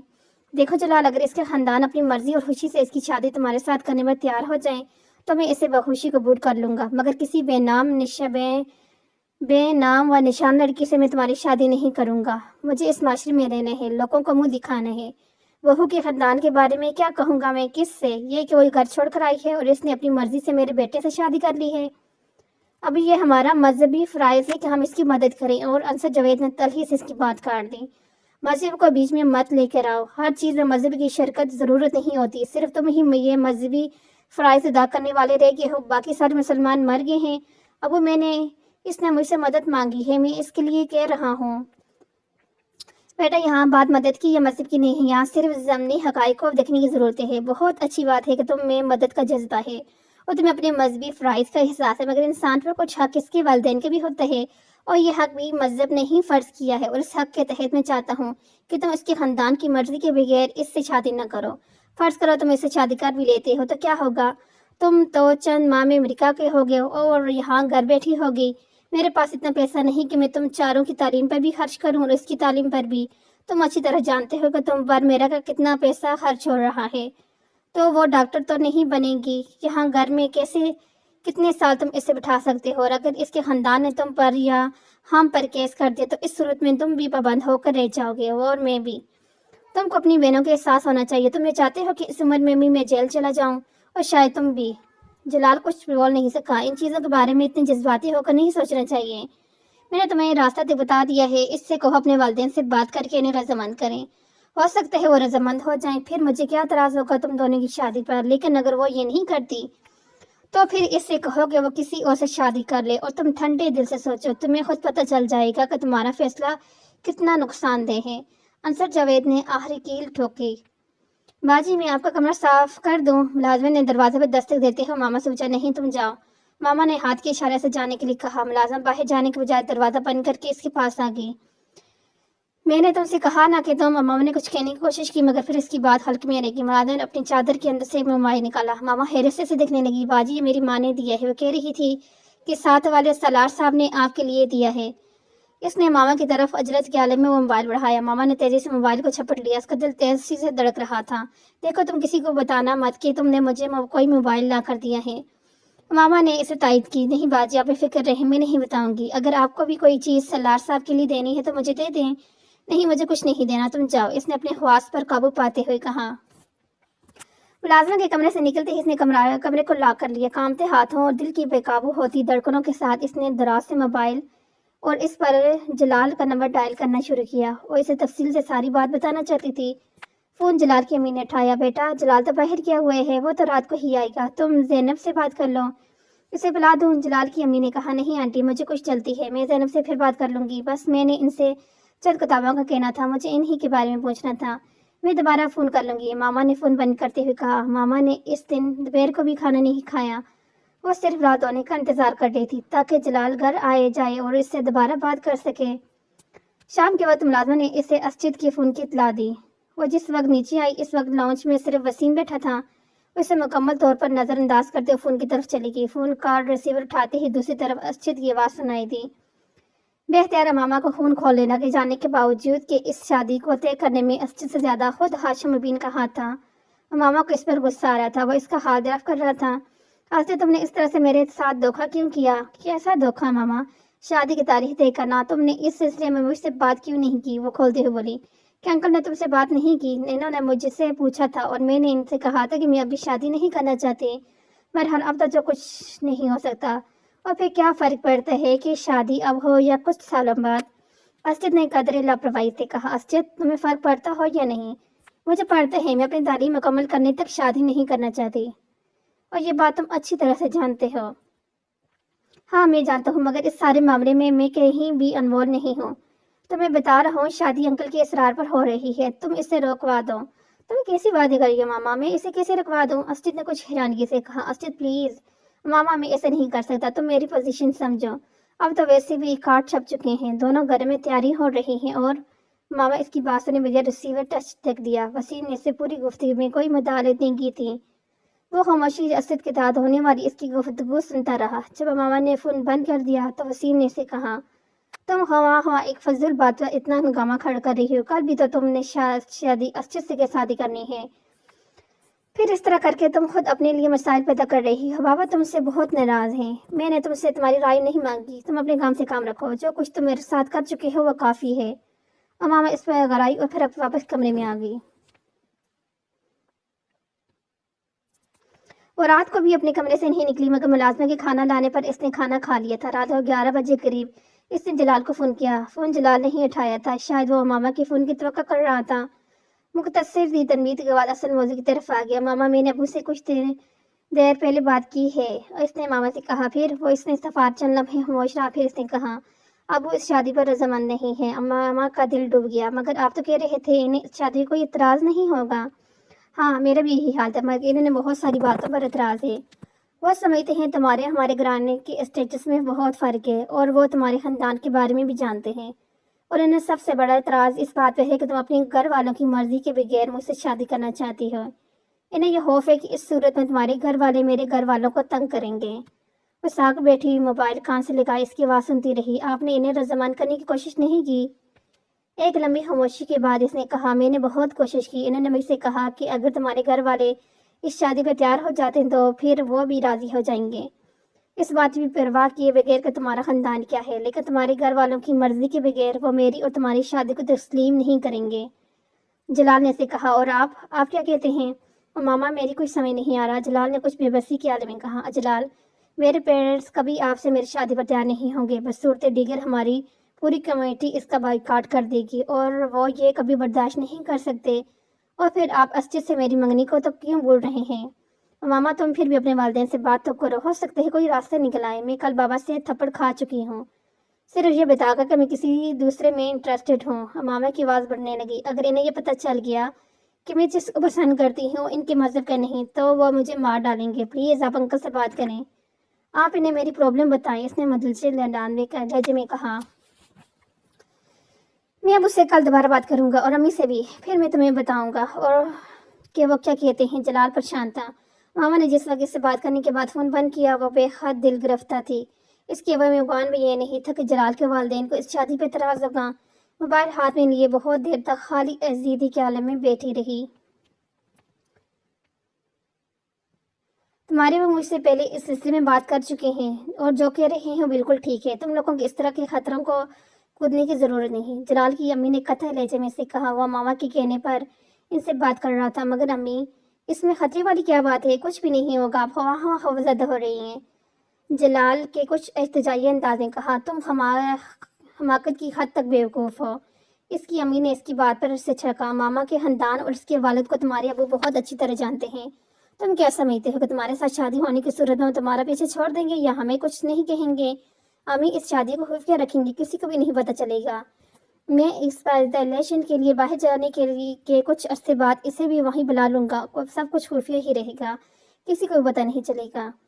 آخر امامہ کے لیے کیوں اتنا بڑا خطرہ بول رہے ہیں؟ اور تمہیں ویسے بھی یہ پتہ ہونا چاہیے کہ ہمارے یہاں اپنی فیملی میں بھی شادی ہوتی ہے، ہمیں ماما یہ کسی اور کی ضرورت ہی نہیں ہے۔ امی نے موضوع بدل دے کہا، مجھے اگر یہ اندازہ ہوتا کہ تم اس طرح سے اس لڑکی میں دلچسپی لینا شروع کر دے گئے تو میں اس سے پہلے ہی تمہاری کہیں نسبت طے کر دیتی۔ اس کی امی نے قدرے ناراضگی سے کہا، امی میں ماما کو پسند کرتا ہوں، اس سے کوئی فرق نہیں پڑتا کہ تم اسے پسند کرتے ہو یا نہیں۔ اہم بات یہ ہے کہ اس بارے میں اور تمہارے ابو کیا سوچتے ہیں، اور ہم دونوں کو نہ تو وہ پسند ہے اور نہ ہی اس کا خاندان۔ امی نے دو ٹوک اندازے کہا، امی وہ بہت اچھی لڑکی ہے، آپ اسے بہت اچھی طرح جانتی ہو، یہاں آتی رہی ہے اور تب تو آپ اس کی بہت تعریفیں کرتی تھی۔ جلال نے یاد دلایا، تعریف کرنے کا یہ مطلب نہیں کہ میں اسے اپنی بہو بنا لوں۔ وہ خفگی سے بولی، امی کم از کم آپ تو ابو جیسی باتیں نہ کریں، تھوڑا سا ہمدردی سے سوچیں۔ اس بار جلال نے میں کہا، جلال تمہیں احساس ہونا چاہیے کہ تمہاری اس قدر ضد اور فیصلے سے ہمارے پورے خاندان پر کس طرح کے اثرات مرتب ہوں گے۔ ہمارے بھی خواب ہے کہ ہم تمہاری شادی کسی اچھے اور اونچے خاندان میں کریں۔ تمہارے ابو اگر تمہیں اس شادی کی اجازت دے بھی دیں تو بھی میں کبھی نہیں دوں گی، نہ ہی میں ماما کو اپنی بہو کے طور پر قبول کروں گی۔ امی آپ اس کی صورتحال کو سمجھے، وہ کتنا بڑا قدم اٹھا رہی ہے، اس وقت اسے مدد کی ضرورت ہے۔ اگر اتنا بڑا قدم اٹھا رہی ہے تو پھر اسے کم از کم دوسروں کے لیے کوئی پریشانی کھڑی نہیں کرنی چاہیے۔ میں اسے برا نہیں کہہ رہی، وہ بہت اچھے فیصلہ کر رہی ہے، مگر ہم لوگوں کو اپنی کچھ مجبوری ہیں۔ تم کچھ عقل سے کام لو، تمہیں اسپیشلائزیشنز کے لیے باہر جانا ہے، اپنے ہسپتال بنانا ہے۔ اس کی امی نے قدرے نرم لہجے میں کہا، بیٹا اچھے خاندان میں شادی ہو تو انسان کو آگے بڑھنے کے لیے بہت سے مواقع ملتے ہیں، اور تمہارے لیے پہلے ہی بہت سے خاندان کی طرف اچھے خاندانوں سے پیغام آ رہے ہیں۔ جب اسپیشلائزیشن کر لو کہ کتنی اونچے خاندان میں تمہاری شادی ہو سکتی ہے، تمہیں اس کا اندازہ بھی نہیں۔ خود سوچو، صرف امامہ سے شادی کر کے تمہیں کیا ملے گا؟ خاندان اس کا بائیکاٹ کر چکا ہوگا، معاشرے میں جو بدنامی ہوگی وہ الگ ہوگی، اور تم سے شادی بھی ہو جائے تو کل کو تمہارے بچے تمہارے اور امامہ کے بارے میں کیا سوچیں گے؟ یہ کوئی ایک دو دن کی بات نہیں ہے، ساری عمر کی بات ہے۔ امی اسے سنجیدہ لہجے میں سمجھا رہی تھی۔ جلال کسی اضطراب سے جذبات کے بغیر خاموشی سے ان کی باتیں سن رہا تھا۔ اس کے چہرے سے کچھ اندازہ نہیں ہو رہا تھا کہ وہ قائل ہوا ہے یا نہیں، اور یہاں سے آگے کیا ہوگا وہ دیکھیں گے ہم اپنی چوتھی قسط کی 5ویں قسط کے اندر۔